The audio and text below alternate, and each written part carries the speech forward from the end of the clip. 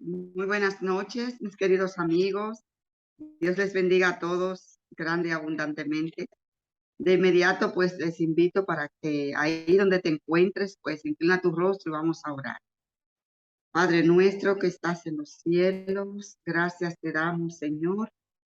Gracias por este miércoles que nos permite, Padre, reunirnos aquí un grupo de tus hijos, Señor, para conocer de ti a través de tu palabra. Te invitamos, Señor, tu bella presencia nos acompaña aquí con nosotros. La presencia del Espíritu Santo, quien nos enseñará esta noche lo que vamos a estudiar, y tus ángeles poderosos puedan rodear cada corazón, cada vida, cada hogar conectado en estos momentos, Padre. Que tus más ricas bendiciones se derramen sobre cada vida, Señor. Tú conoces las situaciones que enfrentamos todos, las luchas que tenemos todos, los problemas que todos tenemos, los cuales depositamos en tus manos, Jehová, porque tú tienes la solución a cada uno de nuestros problemas. Gracias por esa solución. Te pedimos que nos dé fortaleza para saber esperar esa respuesta que estamos esperando, Señor. Gracias, Padre, por tu amor, por tu infinita misericordia. En el nombre de Jesús te lo pedimos. Amén y amén. Amén, amén.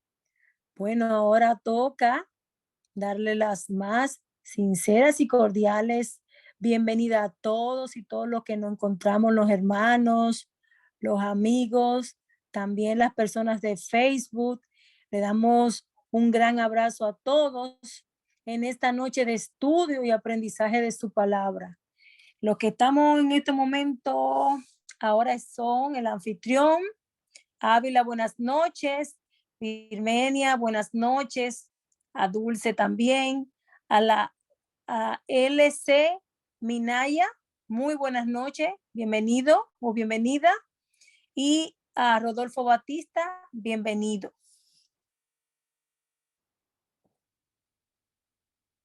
Muy Feli, bien. el tiempo que resta es tuyo. Gracias, Aloris.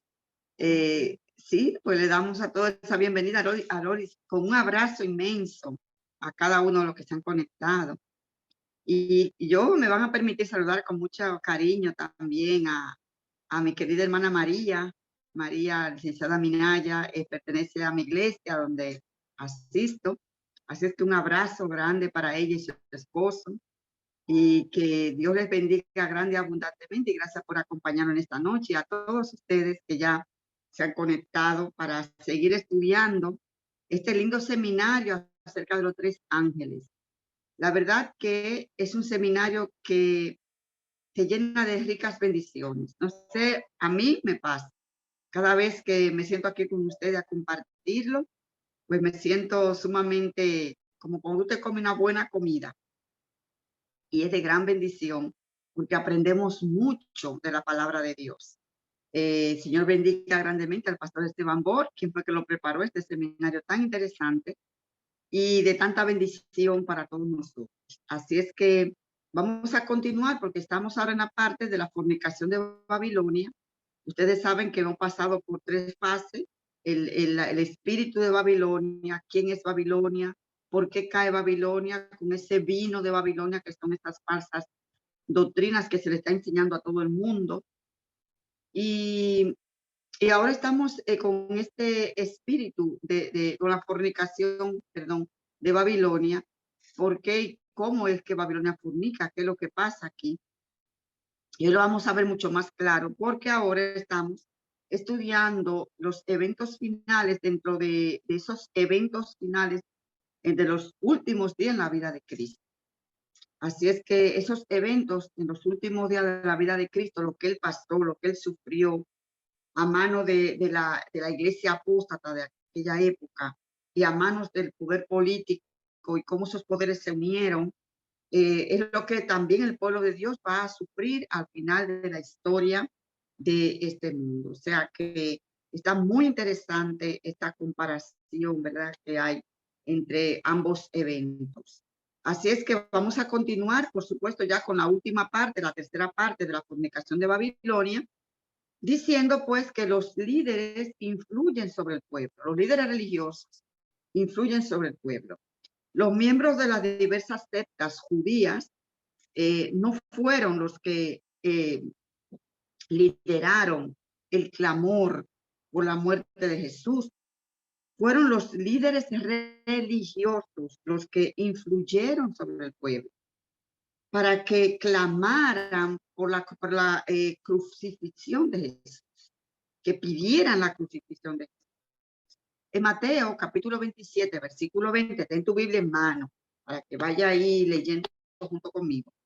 En Mateo 27, 20 dice, pero los principales sacerdotes y los ancianos persuadieron a la multitud que pidiese a Barrabás y que Jesús fuese muerto. ¿Quiénes fueron los que influyeron?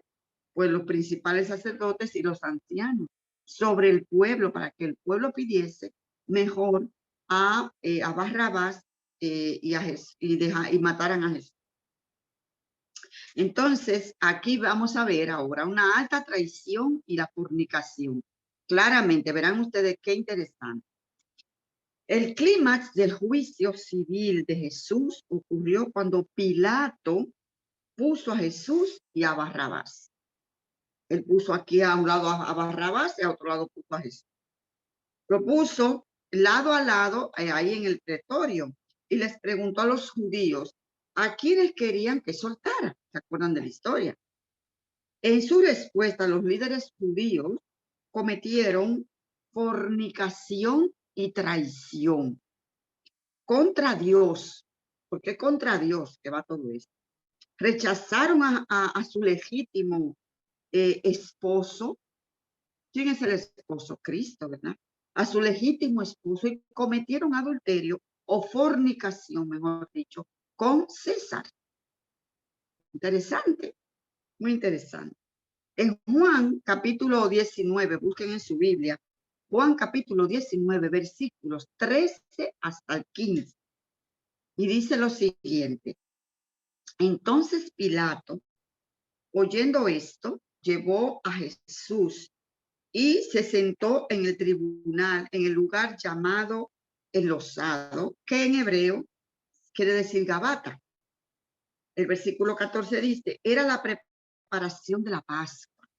Y como la hora cesa, entonces dijo a los judíos, he aquí vuestro rey. Pero ellos gritaron, fuera, fuera, crucifícale. Y Pilato les dijo, a vuestro rey he de crucificar. Y respondieron los principales sacerdotes, no tenemos más rey que a César.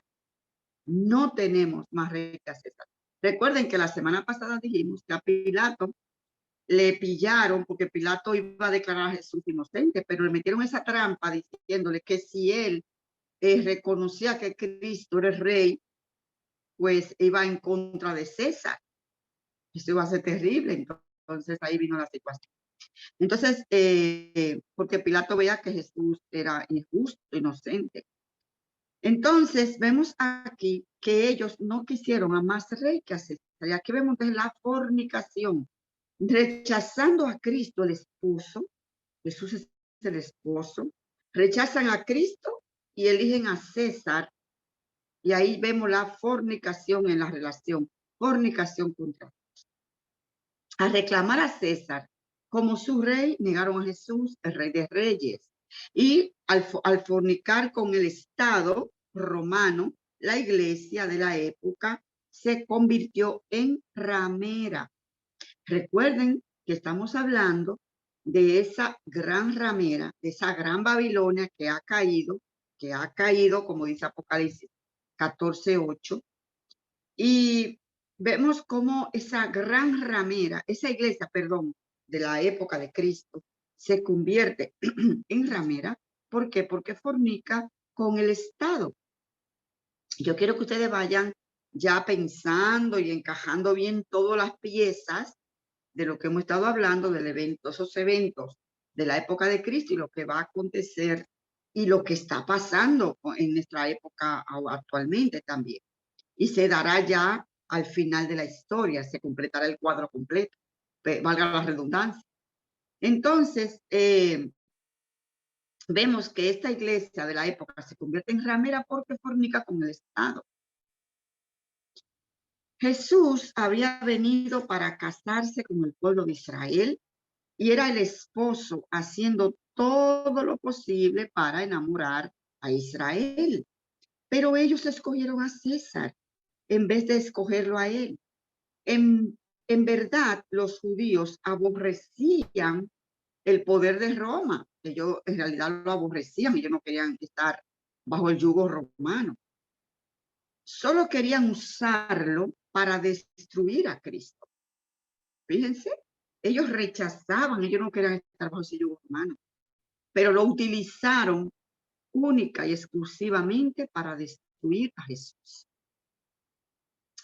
En los evangelios se usan toda clase de metáforas para describir la relación que Cristo quería tener con su pueblo. Hay muchas metáforas y unas de ellas son, por ejemplo, Juan el Bautista era el amigo del esposo, de acuerdo a Juan 3:23. Jesús dijo, ¿cómo puede llorar mientras el esposo está con ustedes? Marcos 2:19 y 20. La parábola de las 10 vírgenes, que todos conocemos, Mateo 25:1-10. También está la parábola del manto de boda, del vestido, del traje de boda, Mateo 22:1-14. Jesús era el esposo que había venido a casarse con Israel para ella, pero ella escogió al poder civil en vez de escoger a Cristo. Ahora, ¿algún comentario hasta donde he dicho, he hablado? ¿Algún comentario? Bien, a mí me gustaría así rápidamente, puntualizar un asuntito y esa es la Pascua. En esa época que estaba pasando todo aquello, era la época de la fiesta de la Pascua. Y yo quiero hacer algunas preguntitas, a ver si ustedes recuerdan qué era la fiesta de la Pascua. ¿En qué consistía esa fiesta? ¿Quién se acuerda? ¿Quién recuerda dónde fue que se instituyó la fiesta de la Pascua? ¿Y qué simbolizaba esa fiesta? La liberación la salida del pueblo de Israel de Egipto. Efectivamente, así es, la salida del pueblo de Israel de Egipto, de la esclavitud, que fueron liberados, de la esclavitud literal y de la esclavitud espiritual, que ellos estaban sometidas. Muy bien, Rodi. Está en Éxodo 12:11, donde allí el Señor les manda, ¿se acuerdan? De matar ese corderito, comerlo con hierbas amargas y deprisa, porque no era para desgustarlo, era un símbolo de Cristo, que Cristo es quien libera del pecado, Cristo es quien nos libera de la esclavitud del pecado, y a ellos le da la liberación de la esclavitud literal y también espiritual. Entonces, esa Pascua, que era símbolo de Cristo, ellos también lo tenían como ese emblema de la liberación de la esclavitud de allí del pueblo de Israel. Y el cordero, ¿a quién simbolizaba ese corderito? ¿A quién simbolizaba? ¿Quién lo puede decir? ¿A quién simbolizaba ese cordero pascual? A Jesús simbolizaba. A Jesús, exactamente. Simbolizaba a Jesús, el Cordero de Dios que quita el pecado del mundo. Entonces ese corderito justo iba en la fiesta de la Pascua, se lo iban a sacrificar, se lo iban a comer en conmemoración de esa fiesta. Pero fíjense ustedes cómo ellos perdieron por completo la visión. Por completo la visión y la misión. Y qué triste cuando el pueblo pierde la visión, el discernimiento espiritual. Cuando pierde de vista el objetivo principal de la misión, al perder la visión. Triste y lamentablemente ellos la perdieron. Y se iban a comer tan pancho y tan felices su Pascua. Qué interesante. Entonces iban a matar a Cristo. O sea, que fíjense qué irónico todo aquello, es terrible. Pero tenía que pasar así. Vamos a seguir. Bueno, en 1 Corintios 5:7 dice que Jesús es nuestra Pascua. acuerdo? Ok, entonces ellos causaron, los dirigentes religiosos, recuerden que ellos causaron lo que querían impedir. ¿Qué fue lo que ellos causaron? ¿Quién se acuerda? ¿Qué fue lo que ellos causaron que quisieron impedir? ¿Alguien recuerda? Lo hemos repetido varias veces aquí. ¿Qué fue lo que los líderes religiosos causaron? Queriendo impedir una cosa, lo causaron. ¿Qué fue? ¿Alguien nos recuerda? ¿Tú te refieres, Feli, a la revuelta que hicieron diciendo que el único rey que ellos tenían era César, para que pudieran crucificar a Jesús y que Pilato no pudiera decir que él no había cometido ningún delito? Exacto. Entonces, ¿A eso que tú te refieres? Sí, exactamente. Ellos hicieron ese alboroto para evitar una situación. Tenía que morir ¿quién? Uno, para salvar ¿a quién? Al pueblo. Recuerden que ellos causaron lo que quisieron impedir. Por ellos querer impedir que Roma destruyera a Jerusalén, porque se acuerdan que dijeron, es preferible que muera uno y no todo el pueblo sea destruido. ¿Se acuerdan? Entonces, aquí vemos que ellos entonces causan la situación que querían impedir, lamentablemente. ¿Alguien quiere comentar algo? Bien. Entonces, los líderes religiosos pensaban que al deshacerse de Jesús iban a salvar a la nación. Pero sucedió lo contrario. Al matar a Jesús, causaron lo que querían impedir. Ustedes recuerdan que en el año 70, los mismos romanos, al mando de este general Tito, que ellos usaron los romanos para matar a Jesús, vinieron y quitaron la nación judía. O sea, la nación judía fue destruida por completo, destruida. Es decir, que la apostasía nacional llevó a la ruina nacional. Esa apostasía nacional que ellos tenían al oponerse a Cristo, al negar a Cristo, a rechazar a Cristo, era pura apostasía, pura apostasía. Estaban rechazando al Salvador, al Redentor. Lo mataron. Entonces, esa apostasía nacional, que fue generalizada, o sea, fue en todo el pueblo, llevó a la ruina nacional. Ojo con esto, porque verán lo que vamos a decir más adelante. Algo similar ocurrirá cuando los gobernantes civiles de la tierra se den cuenta que la ramera y sus hijas les han engañado. Apocalipsis 17, 16. O sea, algo parecido a esto. Va a pasar algo terrible en Apocalipsis 17, 16. Lo dice Lucas 19, 41 al 44. Dice, cuando llegó cerca de la ciudad, al verla lloró sobre ella diciendo, oh, si también tú conocieses a lo menos en este tu día lo que es para tu paz, mas ahora está encubierto de tus ojos, porque vendrán días sobre ti cuando tus enemigos te rodearán con vallado y te sitiarán y por todas partes te estrecharán y te derribarán a tierra y a tus hijas dentro de ti y no dejarán de ti piedra sobre piedra por cuanto no conociste el tiempo de tu visitación. Y esto es tan importante, nos hace meditar a nosotros nuestra propia vida personal, individual de cada uno de nosotros. Esto es muy serio, señores. El tener las cosas claras, el comprender los tiempos en que vivimos y nuestra relación con Dios es fundamental. El pueblo de Israel fue arrasado, se pasó un arado sobre toda aquella ciudad. Ahí no quedó piedra sobre piedra, se pasó un arado. Eso está en el conflicto de los siglos, ustedes lo pueden leer. Algo similar ocurrirá al final de la historia. Las iglesias protestantes pensarán que al usar la espada del Estado para perseguir a los que están en desacuerdo con sus doctrinas y prácticas, salvarán a la nación, pero va a ocurrir lo contrario. Mira este grupito de gente que está en contra de nuestro día de reposo, de ese falso día de reposo que se quiere instaurar. Están en contra de lo que nosotros creemos, de lo que nosotros entendemos. Este grupito, vamos a destruirlo para que el mundo nos ha destruido. Vamos a destruir este grupito porque preferiblemente que este grupito desaparezca y no que desaparezcamos todos. La misma actitud, Señor, es increíble. Miren lo que dice en el libro del Evangelismo, página 174. Dice, al paso acelerado nos acercamos a este periodo.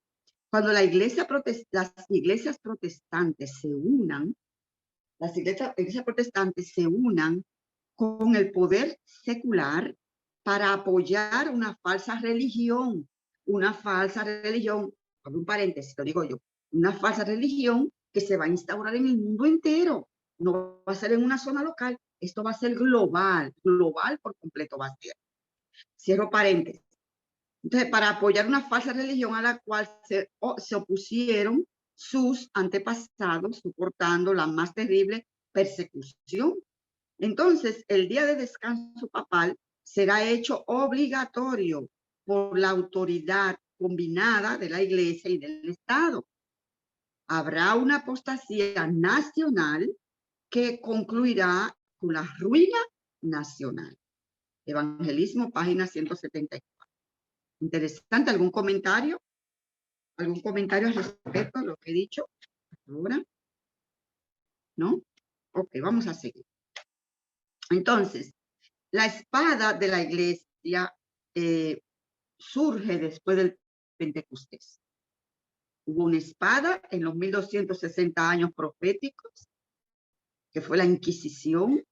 Lo mismo, porque ese grupo se oponía a las doctrinas papales de aquella época, pues fueron perseguidos porque los reyes de la tierra le dieron el poder a la iglesia se empodera y quiere a la fuerza imponer sus doctrinas, pues como no lo puede hacer de otra manera, pues utiliza la espada, matando 1260 años de persecución terrorífica y millones de personas asesinadas cruelmente. Vuelve de nuevo y se va a repetir la historia.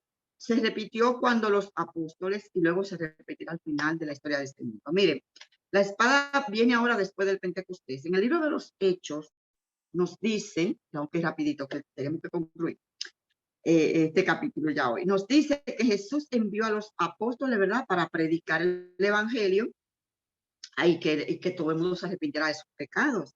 Eso está en Marcos 16, 17 y Mateo 28, 18 al 20, que se le da a los discípulos la orden de ir a predicar y bautizar.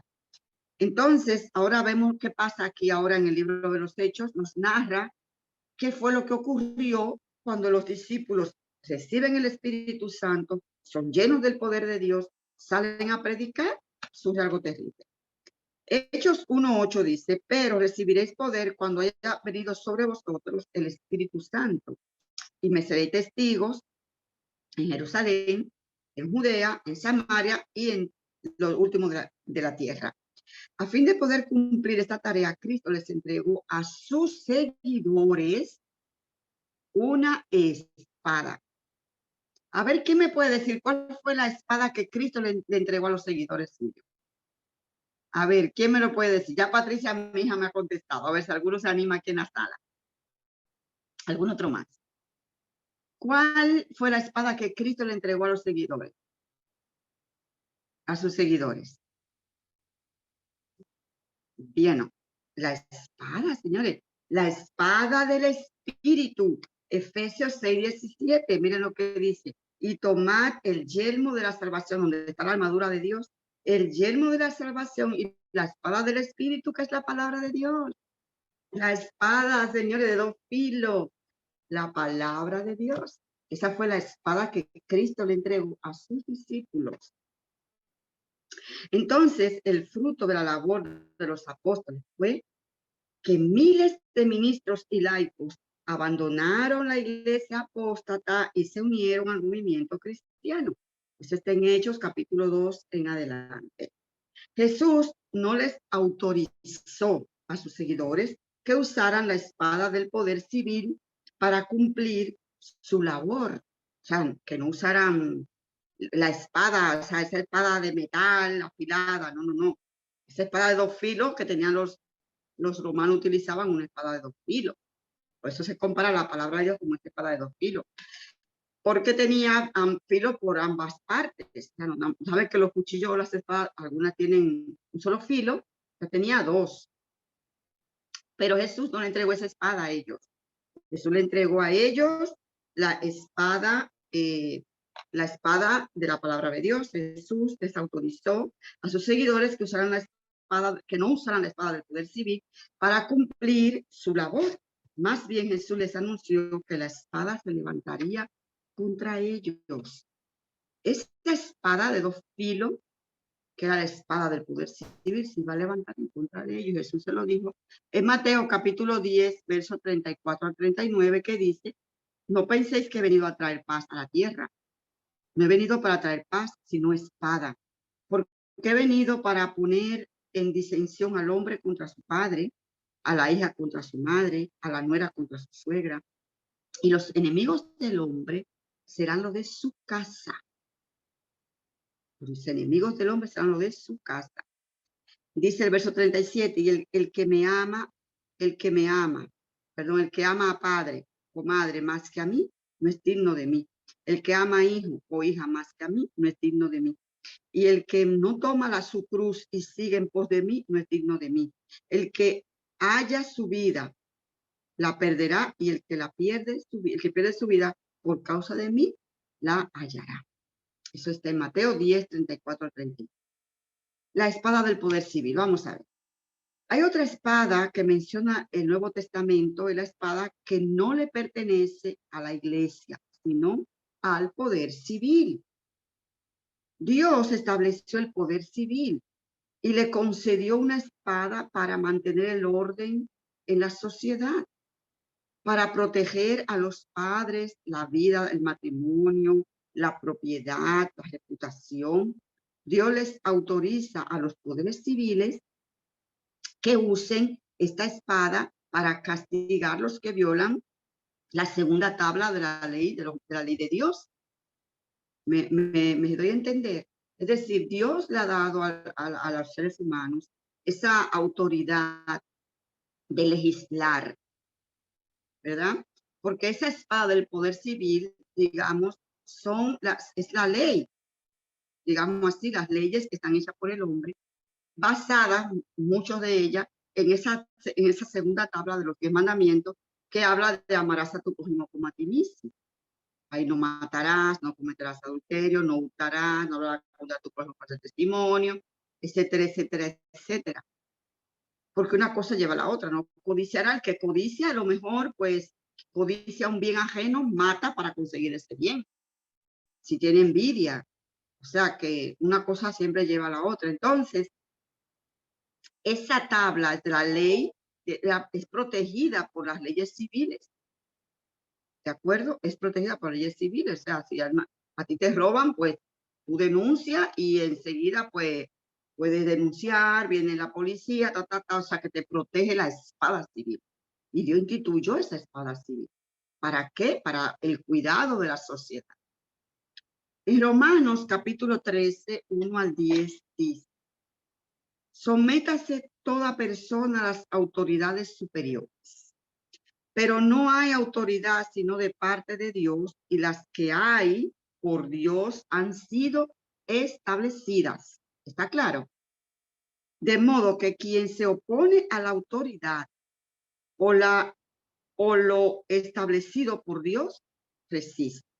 Y los que resisten acarrean condenación para sí mismos, porque los magistrados no están para infundir temor al que hace el bien, sino al malo. ¿Quieres, pues, no temer a la autoridad? ¿Tú no quieres tenerle miedo a la ley? ¿Tú no le quieres tener miedo a la autoridad? Entonces dice aquí el apóstol Pablo: haz lo bueno y tendrás alabanza de ella, porque es servidor de Dios para tu bien.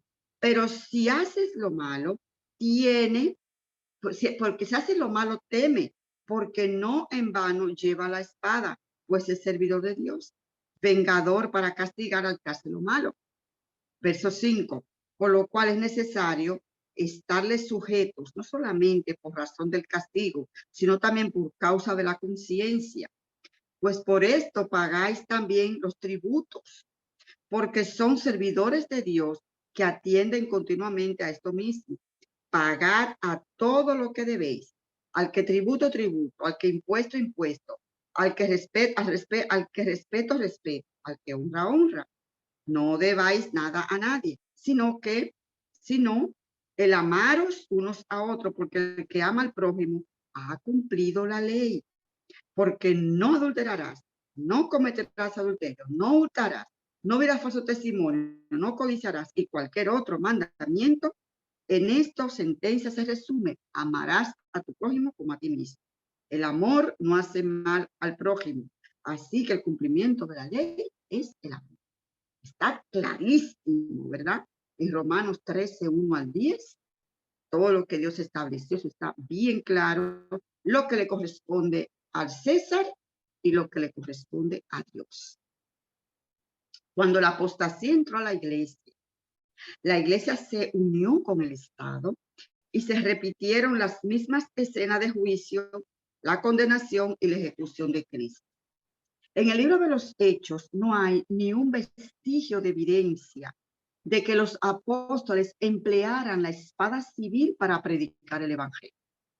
Ellos no iban allí con una espada diciendo a la gente: arrepiéntete, mira, deja de pecar, bautízate, con una espada. Y ¿verdad que no? Nunca hemos oído, ni está escrito que le han puesto en el cuello a alguien una espada diciéndole: te tienes que bautizar en el nombre del Padre, del Hijo y del Espíritu Santo. Nunca. Entonces, los apóstoles nunca utilizaron la espada de Roma para adelantar la obra del reino de Cristo y para castigar a aquellos que se oponían al evangelio. Nadie, ninguno de los apóstoles agarró la espada y dijo: mira, este se opone, vamos a arrancarle la cabeza, ¿verdad que no? Entonces, los discípulos murieron por muertes violentas y a manos de los gobernantes de Roma, por instigación de la iglesia judía de aquel entonces. Por ejemplo, aquí tenemos en Hechos 12, 1 al 3, y vemos que en aquel mismo tiempo el rey Herodes echó mano a algunos de la iglesia para maltratarlos y mató a espada a Jacobo, el hermano de Juan. O sea, Jacobo murió por la espada civil. Y como esto agradó a los judíos, procedió a prender también a Pedro. Y eran entonces los días de los panes sin levadura. Eso está en Hechos 12, 1 al 3. También Pedro sufrió la espada civil.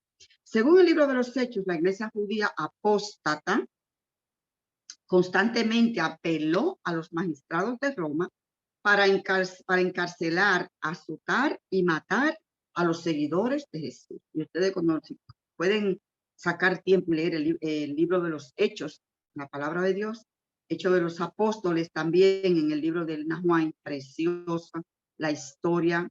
Miren eso, no se lo pierdan, lean. Qué interesante, ahí está la historia de la iglesia primitiva. Entonces, nunca en el Nuevo Testamento hallamos a los seguidores de Jesús utilizando la espada civil y el poder civil para cumplir la misión que Cristo le encargó a la iglesia. Dios le dio tan solo la espada del Espíritu, su palabra. Ok, entonces ahora continuamos. ¿Algún comentario? ¿Algún comentario? ¿Alguien quiere decir algo de lo que yo he dicho hasta ahora? ¿No? Bien, pues vamos a continuar. La apostasía entra a la iglesia. Tremendo. Vamos a ver qué pasó. Cuando la iglesia perdió la simplicidad del evangelio y el poder del Espíritu Santo, entró la apostasía. Y como resultado, la iglesia se unió con el Estado.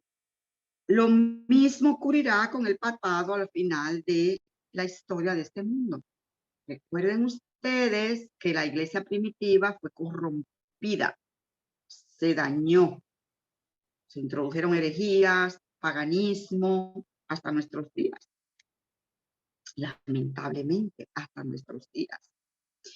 Y toda esa simplicidad del evangelio que Cristo dejó y el poder del Espíritu Santo echado a un lado, todo aquello. Entonces, dice en el conflicto de los siglos lo siguiente: cuando la iglesia primitiva se corrompió al apartarse de la sencillez del evangelio, al aceptar costumbres y ritos paganos, perdió el espíritu y el poder de Dios. Y para dominar las conciencias buscó el apoyo del poder civil. El resultado fue el papado. Es decir, una iglesia que dominaba el poder del Estado y se servía de él para promover sus propios fines y especialmente para extirpar la herejía, para que los Estados Unidos formen una imagen de la bestia. El poder religioso debe dominar de tal manera el gobierno civil que la autoridad del Estado sea empleada también por la iglesia para cumplir sus fines. Ahí vemos la gran ramera encima de la bestia, controlando los poderes del Estado. ¿La ven la imagen? La mujer con la copa en la mano, símbolo de una iglesia apóstata. Babilonia la grande, la gran ramera. Esas hijas de Babilonia también acompañándola allí. Y ahí vemos esa iglesia apóstata controlando y gobernando encima de los poderes civiles. Ella es la que controla a la bestia, ese poder. Entonces, ahí es que va a venir el asunto complicado para ese remanente pueblo de Dios. Pero el Señor va a estar con nosotros, que eso es lo bueno, como está ahora. Entonces, con el transcurso del tiempo, se repitieron las mismas escenas que habían ocurrido en el juicio. La condena y la ejecución de Jesús. La iglesia ya no era la perseguida, sino la perseguidora. Al perseguir a la iglesia, estaban persiguiendo a Cristo, como se ve en la historia del apóstol Pablo, Saulo de Tarso. Y en Hechos capítulo 9, versículos 4 y 5, cuando Jesús se encuentra con Saulo, a Saulo le dice, Saulo, ¿por qué me persigues? ¿Quién eres tú, Señor? Te parafraseando, ¿quién eres tú? Y Jesús le dijo, yo soy Jesús. Le dice Jesús, yo soy Jesús a quien tú persigues. Entonces, la iglesia, la iglesia apóstata, sí, la perseguidora sí estaba persiguiendo a Cristo, al perseguir a aquellos cristianos de esa época. ¿Algún comentario? ¿Algún comentario? Pues seguimos avanzando. Está súper interesante hasta aquí, ¿verdad que sí? Como vamos mirando el panorama con más claridad, lo que se avecina, lo que no está muy lejos, ya lo estamos entendiendo mejor. E incluso entendemos también un poquito más amplio lo que es Apocalipsis 13, con esas dos bestias y todo aquello. Y Apocalipsis 18, 17 y 18, la gran ramera, esa gran Babilonia que va a caer. Entonces, dice aquí, lecciones de la esposa de Pilato. Vamos a ver qué pasó con la esposa de Pilato allí. Vamos a ver. Cuando Pilato estaba deliberando de entregar, si entregaba a Jesús a la muerte o no, recibió una advertencia de parte de su esposa diciéndole que no tuviera nada que ver con ese asunto. No tengas tú nada que ver con la ejecución de este hombre inocente. Pero el temor a un tumulto por la presión del pueblo y el temor a perder su puesto político lo llevó a confirmar el decreto de muerte contra Jesús.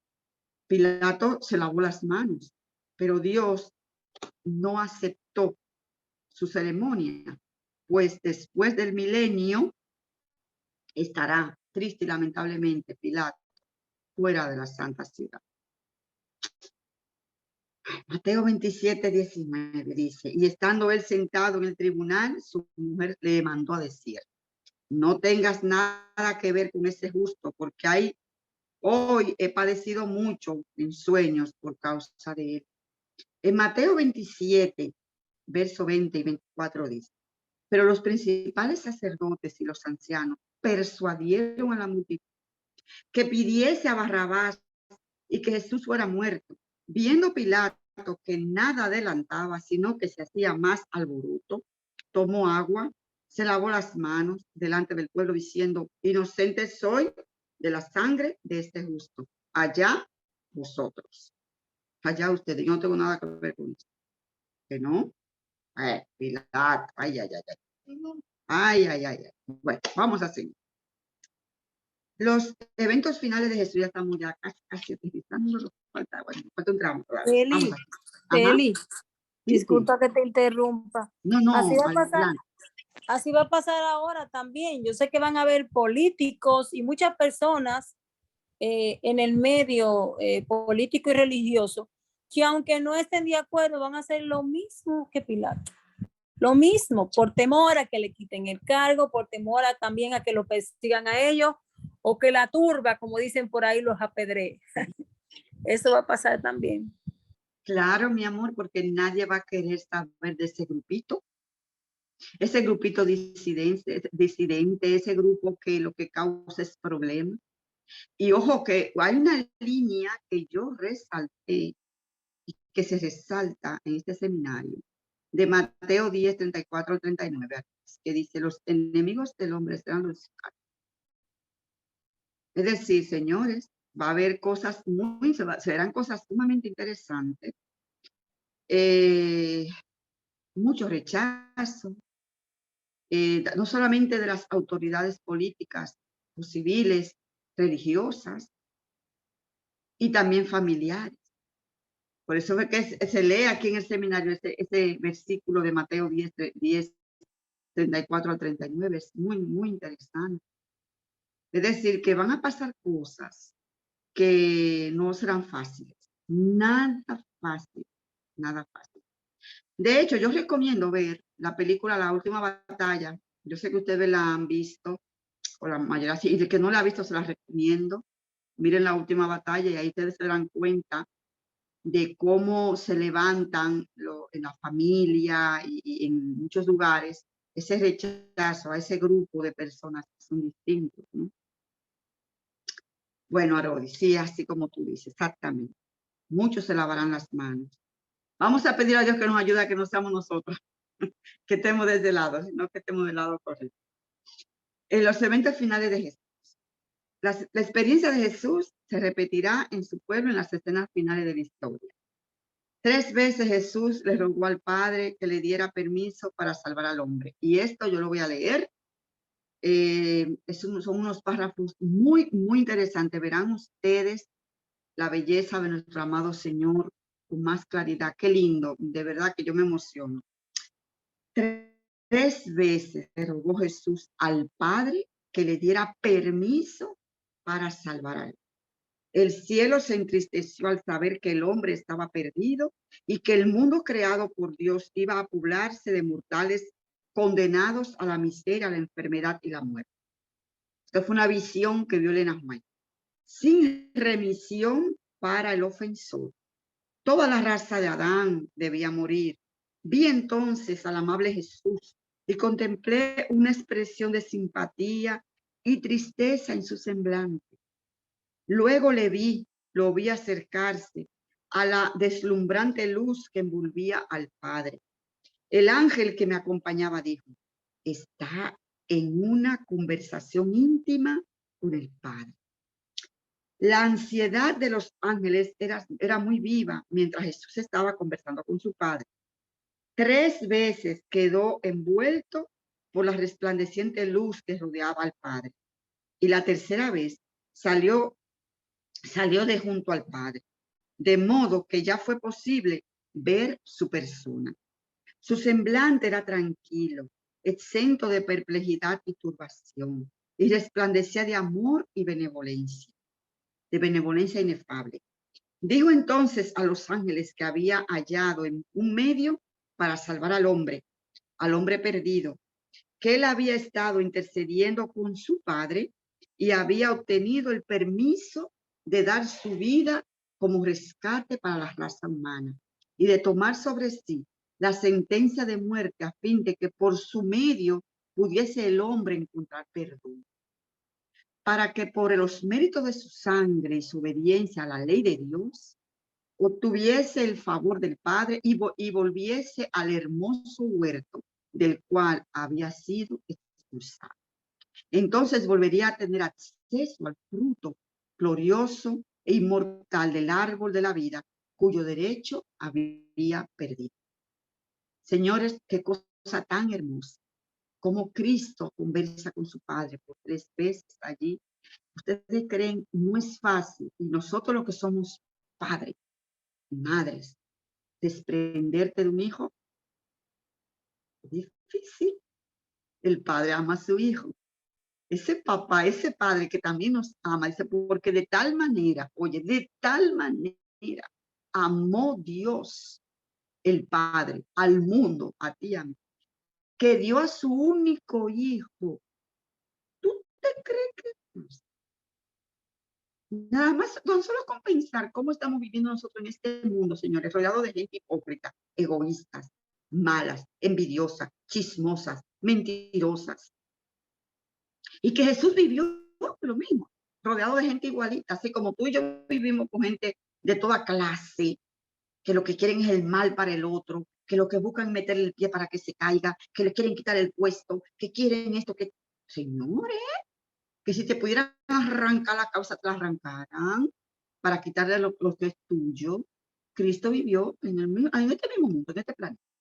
Y mandar a tu hijo que baje del cielo, de aquella belleza, grandeza, todo lo dejó para venir aquí. Ya no solo aguantarnos como somos. Es que vino lo escupieron, lo humillaron, le dieron, le pegaron, lo crucificaron, lo mataron. Ay, Señor, miren, esto es para nosotros todos los días decir gracias, Señor, gracias, gracias. Entonces se llenó el cielo de inefable júbilo. El coro celestial entonó un cántico de alabanza y adoración. Y tocaron las arpas y cantaron con una nota más alta que antes, por la gran misericordia y condescendencia de Dios, al dar a su amado Hijo para que muriera por una raza rebelde. Expresaron alabanza y adoración por el abnegado sacrificio de Jesús, que consentía en dejar el seno de su Padre y escoger una vida de sufrimiento y angustias y morir ignominiosamente para poder dar vida a otros. Tú dices gloria a Dios, y gloria a Dios se queda tan pequeño, y amén se queda tan pequeño, y gracias se queda tan pequeño, porque no hay palabra, no la hay, como dice el himno, que si fuera tinta todo el mar y todo el cielo un gran papel, es que no habría espacio para escribir la palabra amor y decir gracias, Señor, por lo que tú has hecho por mí, que no hay. Eso está en Primeros Escritos, páginas 126, 127, ¿de acuerdo? Cuando Jesús estaba, ¿alguien quiere comentar algo? Espérate, déjame no, ¿alguien quiere hacer un comentario de lo que yo he dicho? ¿Algún comentario de lo que de ese tan hermoso párrafo de Primeros Escritos? Bueno, seguimos. Cuando Jesús estaba en el huerto, le rogó 3 veces al Padre que si era posible pasar a la copa de su sufrimiento. El estado de ánimo de Jesús cambió cuando pasó empíricamente por su experiencia en el huerto. Allí sí que la cosa se puso un poquito así especial, porque no era fácil. Allí les rogó 3 veces a su Padre que si fuera posible le quitara la copa de su ira. Jesús se iba a tomar la copa de la ira que nos corresponde a nosotros, la bebió él. Él fue que la bebió. Esa copa de la ira que será derramada sin misericordia sobre aquellos que les rechacen, sobre aquellos que no quieran nada con él. Al final de la historia será derramada esa copa. Él la bebió. Cristo la bebió. ¿Para qué? ¿Para qué? Para evitar que nosotros la bebiésemos. Luego, más adelante, padeciéramos. Entonces, aquí vemos que Mateo 26, 20, 39, 42, 44, y también en Juan 18, 11, ahí está esa cita. Los líderes judíos se aliaron con Satanás para agobiar a Jesús. ¿Alguien quiere hacer algún comentario? Pues prosigo. El gran enemigo y sus huestes cooperaban con los sacerdotes y príncipes. Fíjense, ¿quién está? Si vamos a Apocalipsis 13, vamos rapidito, que el tiempo ya lo tenemos echado encima. Apocalipsis 13, rápido. Verán qué interesante. Busquemos Apocalipsis 13 y vamos a ver qué dice aquí. Sí, dice, a ver. Versículo 4 dice, y adoraron al dragón. ¿Quién es el dragón? Satanás. Que había dado autoridad a la bestia. Y adoraron a la bestia diciendo, ¿quién como la bestia y quién podrá luchar contra ella? ¿Quién fue que le dio la autoridad a la bestia? Satanás. Y vemos aquí que nos dice en esta cita del deseo de todas las gentes, en el capítulo que habla del Calvario, que el gran enemigo y sus huestes cooperaban con los sacerdotes y príncipes. Los sacerdotes, los príncipes, los fariseos y el populacho empedernido estaban confederados con un frenesí satánico. Los dirigentes religiosos que se habían unido con Satanás y sus ángeles y estaban cumpliendo sus órdenes. Al hacer todo eso a Cristo, estaban cumpliendo su orden. El cielo guardó silencio al contemplar la agonía de Jesús. Dice también el deseado de toda la gente en la página 642. Los ángeles contemplaron la agonía del Salvador. Vieron a su Señor rodeado por las legiones de las fuerzas satánicas y su naturaleza abrumada por un pavor misterioso que lo hacía estremecerse. Hubo silencio en el cielo y ninguna arpa vibraba. Cuando Jesús estaba en Getsemaní, Señor, estaban las huestes allí rodeando a Cristo. Ay, Dios mío, miren, yo le voy a decir algo. Ustedes pueden comentar lo que ustedes consideren también. Pero si Jesús pasó por ese proceso, ¿ustedes creen que Satanás no se acerca a esos ángeles malignos para hacerle la vida imposible a sus hijos? Para hacerle la vida imposible buscándole problemas, buscando gente terrible que te hable mal, que te trate mal. Y no solo eso, que te hagan crear un ambiente pesado en torno a los hijos de Dios. El enemigo lo hace, mis amados. El enemigo rodea a las personas. Y hay muchas personas, mis queridos, que anhelan de todo corazón entregar su vida al Señor. Yo no tengo la cita, quisiera conseguir esa cita. Ángeles malignos se acercan para hacer la vida imposible, pim, pam, para que esa persona no encuentre la salida ni... Miren cómo le hicieron a Jesús. Pero bueno, no podemos desanimar porque así como también hay ángeles malos, están los ángeles del Señor que nos defienden. Y Jesús no va a permitir que los ángeles malignos toquen a sus hijos. No, Señor. Los ángeles nos defienden. Nos defienden y es una guerra. Es un conflicto, es una guerra que hay. Una batalla que se libra continuamente. Eso se le llama así, conflicto de los siglos. Jesús temía que la separación del Padre fuera eterna. Con fieras tentaciones, Satanás torturaba el corazón de Jesús. El Salvador no podía ver a través de los portales de la tumba.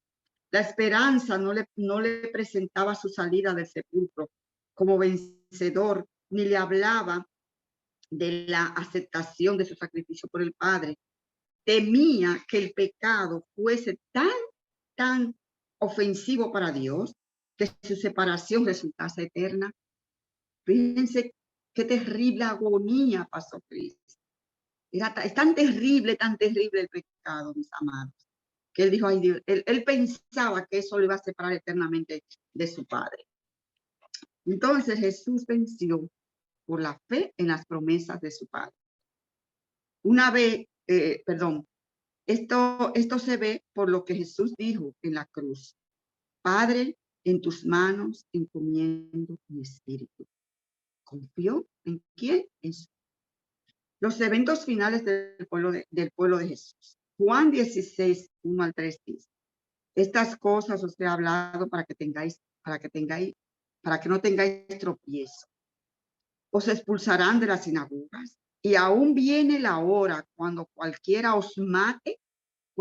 que os mate, pensará que rinde servicio a Dios. Y harán esto porque no conocen al Padre ni a mí. Y pasaba con Saulo de Tarso, que Saulo pensaba que él, persiguiendo a los cristianos, echando a la sinagoga y consintiendo en la muerte de ellos, estaba sirviendo a Dios. Y eso pasa y seguirá pasando. Y ya lo dijo Jesús en Juan 16, mal. En el tiempo del fin, la historia de Jesús se repetirá y sucederá muy similar a lo que pasó con Jesús. Vamos a estar terminando con estos párrafitos diciendo: las fuerzas de las tinieblas se unirán con agentes humanos que se han entregado al control de Satanás, y se revivirán las mismas escenas que ocurrieron cuando Jesús fue juzgado, rechazado y crucificado. Al entregarse las influencias satánicas, los hombres se transformarán en demonios. Y aquellos que fueron creados a imagen de Dios, los que fueron formados para honrar y glorificar a su Creador, se convertirán en habitación de dragones, y Satanás verá en una raza apóstata su obra maestra de maldad. El Señor nos ampare. Que el Señor nos ampare. ¿Alguien quiere hacer algún comentario? Eso está en el libro Angel, abril 14 de 1896. Entonces, estos seres humanos reflejarán la propia imagen de Satanás. Oye, se convertirán en ¿quiénes? En demonios, en dragones. Tremendo. Sigue otra cita. Al acercarnos al final de la historia, Satanás obrará de una manera sutil. Es el engaño, sutil. Empleará todo su poder engañador contra los sujetos humanos a fin de completar su obra de seducir a la familia humana. Es un engaño sutil, señores. Muchas cosas que parece que no son, lo son. Bueno, tan engañosa será su obra que los hombres harán como hicieron en los días de Cristo. Y cuando se les pregunte, ¿a quién queréis que os suelte? ¿A Cristo o a Barrabás? El grito casi universal será Barrabás, Barrabás. Y cuando se les haga la pregunta, ¿qué haré con aquel a quien llaméis el rey de los judíos? El clamor nuevamente será: crucifícale. Cristo estará representado por aquellos que han aceptado la verdad y quienes identifican sus intereses con los de su Señor. El mando se ensañará contra ellos de la misma manera que se ensañó contra Cristo.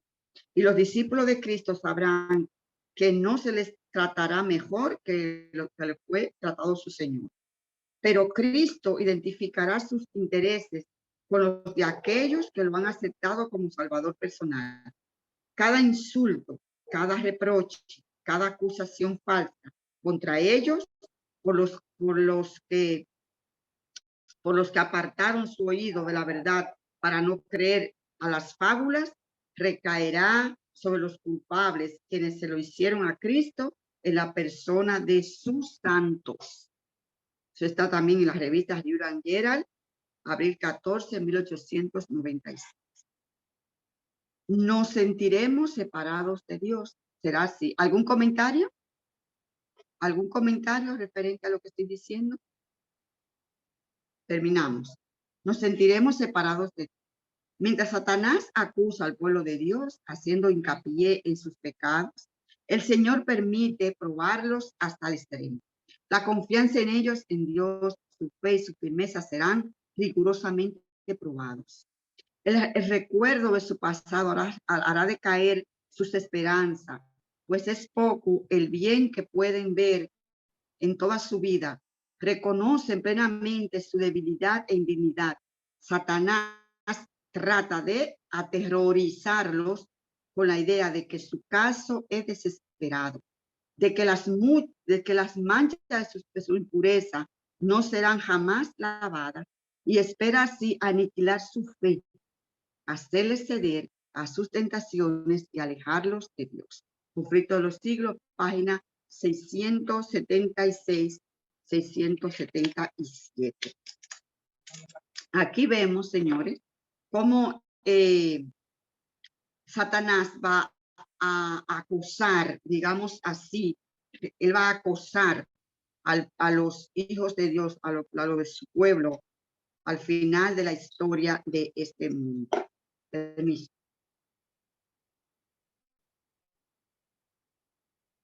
Me estaba tomando un medicamento que me tocaba. Continuamos. Entonces, nosotros vamos a ver cosas terribles. Y lo más, por eso que se llama la angustia de Jacob, porque al enemigo acosar mentalmente a los hijos de Dios, a ese remanente, no será tan fácil, porque la persona van a estar. Y mis pecados fueron perdonados. Y si hizo aquello malo, el Señor me perdonó. Y va a haber una angustia, el enemigo acosando, así mismo como hizo con Cristo. Así mismo hará al pueblo de Dios. Por eso que se llama la angustia de Jacob. Entonces venceremos confiando en las promesas de Dios. Los tiempos de apuro y angustia que nos esperan requieren una fe capaz de soportar el cansancio, la demora, el hambre. Una fe que no desmaye a pesar de las pruebas más duras. El tiempo de gracia les es concedido a todos a fin de que se preparen para aquel momento. Los agentes de Satanás están aprovechando su última oportunidad para desarrollar ante el mundo, ante los ángeles y ante los seres humanos, los verdaderos principios de sus atributos. El pueblo de Dios debe de ahora pararse como representante de los atributos del Padre y del Hijo. Libro and Gerald, abril 24 de 1896. Hasta aquí este capítulo de la fornicación de Babilonia. Yo espero que se haya entendido bien esa fornicación, que le hemos visto bastante clara.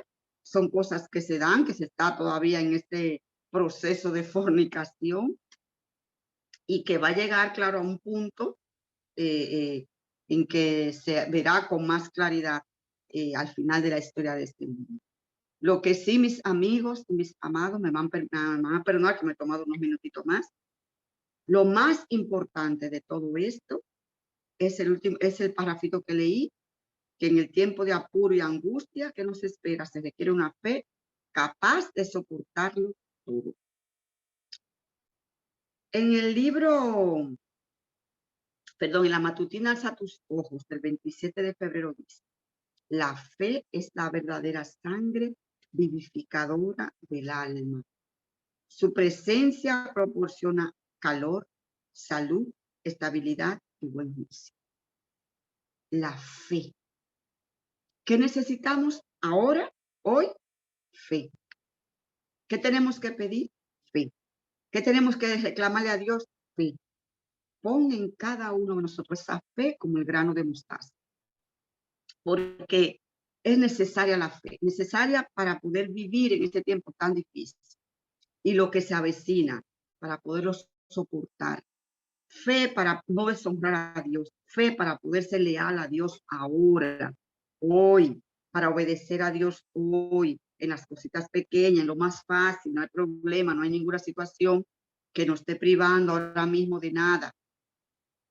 Ahora mismo, ahora tenemos que serle fiel a Dios. Y para eso necesitamos fe. Así es que, mis amados, la clave de nuestro éxito es la fe, la confianza en Dios hoy. ¿De acuerdo? Que Dios te bendiga grande y abundantemente. No sé si alguien quiere hacer algún comentario. Bien. Vamos a orar entonces para concluir en esta noche. Yo espero en Dios que haya sido de gran bendición. La semana que viene vamos a continuar. Por supuesto, vamos a continuar con este mensaje de los 3 ángeles. Está sumamente interesante y lo que viene pues va a ser mucho mejor todavía, porque vamos a ver, ya vamos a entrar a la lección 11, que vamos a ver esa gran cadena profética. Esto va a mejor cada miércoles. Oremos. Padre nuestro, gracias te damos, Señor, porque tú nos has acompañado en esta noche. Gracias, Señor, porque tú nos has cuidado.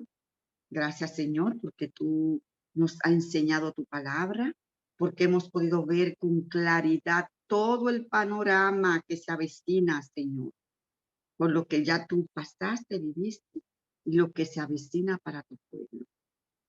¿Sabes, Señor, qué necesitamos ahora? Fe. Ayúdanos, Dios, perdona nuestra incredulidad y pon en nosotros, en cada corazón, ese granito de mostaza, Padre. Esa fe tan pequeña, pero que va a mover montañas y que mueve montañas de problemas, montañas de situaciones. Danos fe, Padre, para creer, para confiar, para serte fiel y no deshonrar. Bendice a cada persona que se ha conectado en esta noche, cada amigo, cada hermano.